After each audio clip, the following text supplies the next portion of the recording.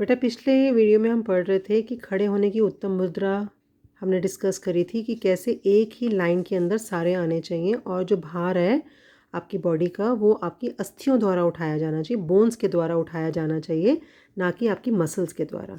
उसी तरह हम बैठने की उत्तम मुद्रा के बारे में भी पढ़ लेते हैं। यह संतुलित सधी हुई स्थिति है और जो आपका जो वेट है वो आपकी बोनी सपोर्ट ऑफ द स्केलेटन के द्वारा उठाया जाना चाहिए, ना कि आपकी पेशियों के, यानी कि मसल्स जो आपकी बॉडी की हैं वो खुली छुटनी होनी चाहिए, मतलब उन पे प्रेशर नहीं होना चाहिए। पेशियां और तंत्रिकाएं तनाव मुक्त होनी चाहिए। सारा भार आपका जो आपकी बोन्स ने उठाना होना चाहिए। जैसे ये पिक्चर देखो आप, ये प्रीमियर में से है। सो इसमें लिखा है कि good sitting posture for work is a well balanced and poised position. The weight is carried by the bony support, मतलब बोन्स को उठाना चाहिए और किनको छोड़ देना चाहिए, उनकी मसल्स बॉडी की और नर्व्स को छोड़ दो। The poise is such that as much as adjustment is done as is necessary to carry out the work. तो इस प्रकार जो संतुलन का जो उतना ही समायोजन किया जाता है जितना काम के लिए ज़रूरी हो। तो अब ये देखो, सुविधाजनक लंबाई के हैंडल वाला झाड़ू, ये आपके इसमें क्या है, अलाइनमेंट सीधी है, मतलब बॉडी के ऊपर कोई ज़ोर नहीं पड़ रहा है, लेकिन इसमें आपको झुकना पड़ रहा है। असुविधाजनक हैंडल वाला झाड़ू लिया हुआ है, इसमें पीठ को झुकाना पड़ रहा है जिससे पीठ की पेशियों पर तनाव पड़ता है। हमें पेशियों का तनाव हटाना है, हड्डियों के ऊपर तनाव ज़्यादा लेके आना है। ऐसे मैंने आपको भी दिखाया था good sitting good body posture, जहाँ पे लेडी कहीं पे भी झुक नहीं रही। देखो ये लेडी जो है कहीं पे भी झुक के अपने आप को तकलीफ़ नहीं दे रही है। जो भी काम करे, बाल्टी नीचे से नहीं कपड़े उठा रही है, कपड़े की बाल्टी को टेबल पे रख दिया, अपना जो उसका लेवल है उस पे ही वो बाल्टी को लेकर आई। यहाँ पे आटा गूंद रही है, जो भी कर रही है, किचन का काम कर रही है, उसके लेवल पर है। जो भी सिटिंग करके बैठ रही है बिल्कुल पॉस्चर बिल्कुल अलाइंड है, जैसे मैंने आपको बताया है ये वाला। ठीक है, तो ये हमारा क्या था, गुड पॉस्चर के बारे में हमने पढ़ा है यहाँ पर। नेक्स्ट हम आते हैं चेंज इन वर्क। अब हम कैसे, हम पढ़ क्या रहे थे, अब ये हमने यहाँ पढ़ा था, देखो वर्क सिंप्लीफिकेशन कैसे करें, कार्य का सरलीकरण कैसे करें, जिसमें हमने ये बताया था हैंड एंड बॉडी मोशंस को कैसे चेंज करें। अब हम दूसरे में आते हैं, change in work, storage space and equipment used.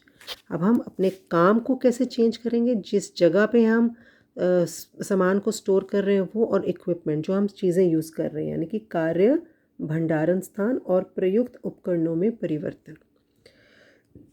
This requires organizing storage spaces, rearranging the kitchen equipment, planning work surfaces with proper height and width according to the user। जैसे हमने यहाँ पे पढ़ा था कि आपने क्या किया है, अपने ड्रॉर्स को अपनी हाइट के हिसाब से बनाया है।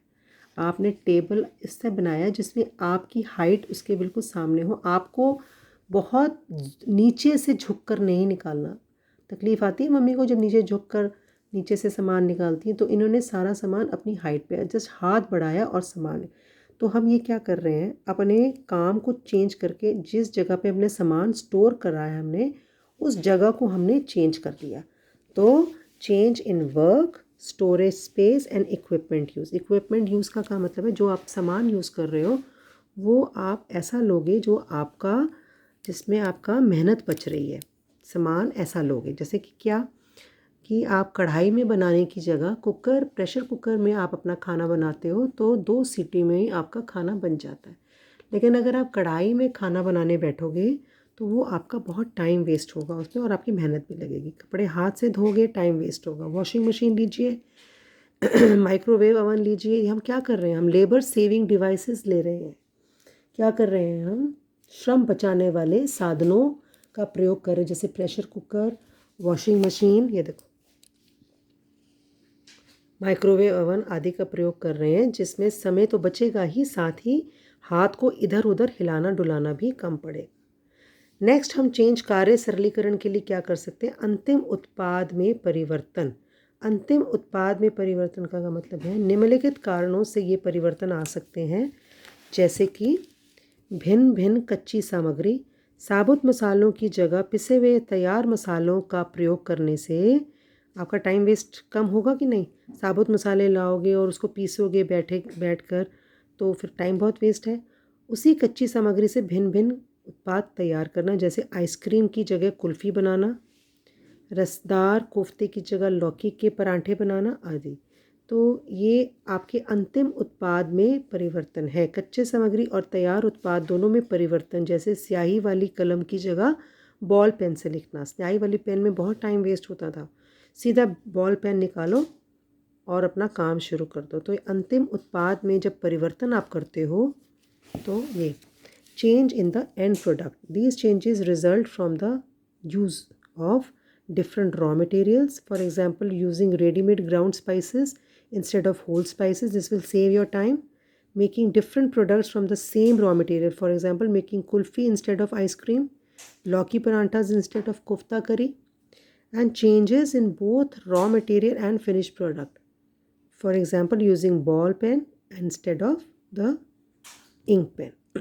Okay, so we have studied about work simplification, जिसके अंदर हमने बोला change in hand and body motions एक तरीका होता है।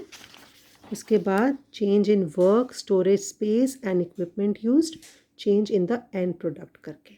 ठीक है, हिंदी के अंदर कार्य सरलीकरण कैसे हम कर सकते हैं, हाथ और शरीर की गति में परिवर्तन करके, कार्य भंडारण स्थान और प्रयुक्त उपकरणों में परिवर्तन, और अंतिम उत्पाद में परिवर्तन करके कार्य सरली। आपका आंसर नंबर 4 बनेगा।